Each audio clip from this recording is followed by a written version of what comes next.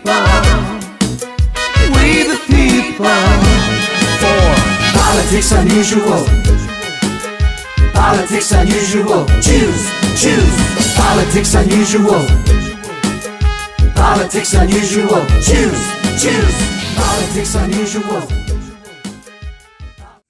Hi, I'm Joey Novick. Welcome back to New Jersey Politics Unusual. Today we've got a great show for you featuring stand-up political comedian Scott Blakeman from the David Letterman Show on HBO. We also have an interview with a guy who thinks that Lincoln was like Hitler. And to open up our show, we have a new feature, News of the Day, with Brinkely Cronkite. So, let's kick it off with our News of the Day. Good day, New Jersey. I'm Brinkely Cronkite with NJ Politics Unusual News. The search for Governor Christie's missing compassionate conservatism intensified in Island Beach State Park early this morning while the Christie family was on vacation, with sources close to the search expressing optimism, that is, compassion, would be found. The compassionate conservatism was discovered missing from the governor's brain late last month, right after Mr. Christie vetoed $7.5 million in funding for various family planning clinics, and right before he and his family left on vacation.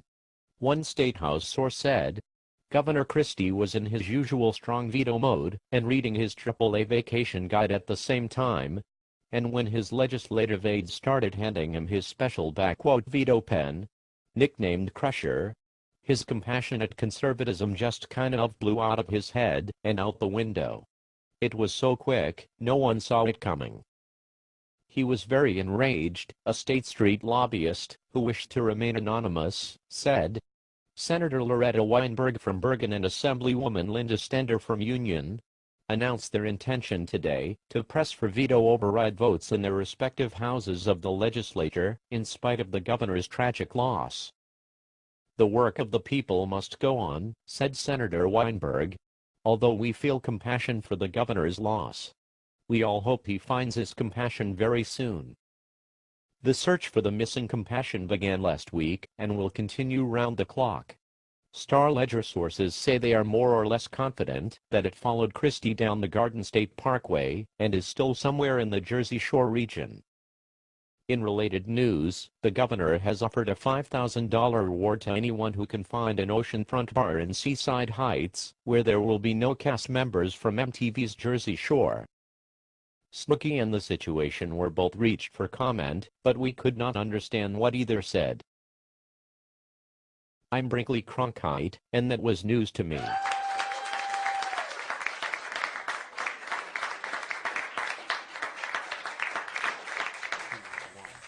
Thank you, Brinkely Cronkite, for a wonderful news editorial. There are a lot of those on the right who think that Obama is like Hitler, and there are a lot of those on the left who think Obama is like Lincoln. Well, we found a guy at the RightOnline Conference in Las Vegas who thinks that Lincoln was like Hitler. Let's watch. Your name and why you're here? Michael Turley, and I'm here. Diane Turley. And Diane Turley. We're here to try to help win back our nation, make it a republic again. Yep. And why do you think it's not a republic? Because Abraham Lincoln turned it into a federalist nation. So this started with Abraham Lincoln. Expound that. Tell me more. Okay. Abraham Lincoln basically dismissed all the branches of government except the executive branch, which is exactly what Hitler did later. Only difference is Abraham Lincoln imposed his will on the nation. So Lincoln is like Hitler?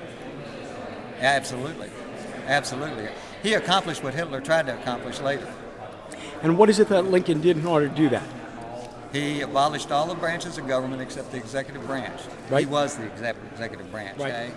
So what happened is he recreated the United States, because he not only invaded the South, he invaded Ohio, he invaded New Jersey, he invaded Baltimore and Maryland, he invaded Michigan, New Jersey, Rhode Island. I mean, he sent troops. And what about the 14th and 15th Amendments? The 14th Amendment broke down. The 14th Amendment sets up a caste system, class action. It's the basis of all class action suits. Right. Okay. And what it did is it set up a caste system because it recognized a class a class division, which was exactly what we just... And the 15th Amendment actually gave citizenship to African Americans. So in order to be They were equal, already citizens of Congress. so when a slave was a slave in the South, he was already a citizen. Absolutely. Absolutely. Okay. Most people so don't Lincoln because was he was an illegal president because he had the title Esquire, Right. which is a title of the crown.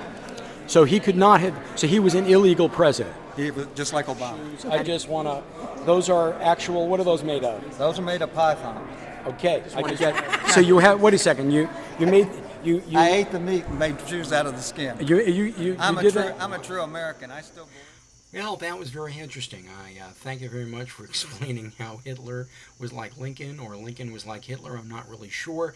And my God, you kill animals to make your shoes and make your dinner. Okay, there you go.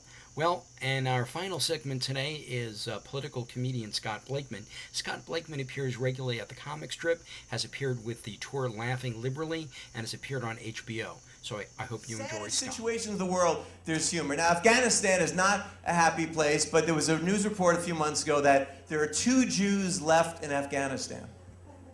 There's 2 Jews left. The thing I love most, there's 2 Jews left in Afghanistan, and they hate each other.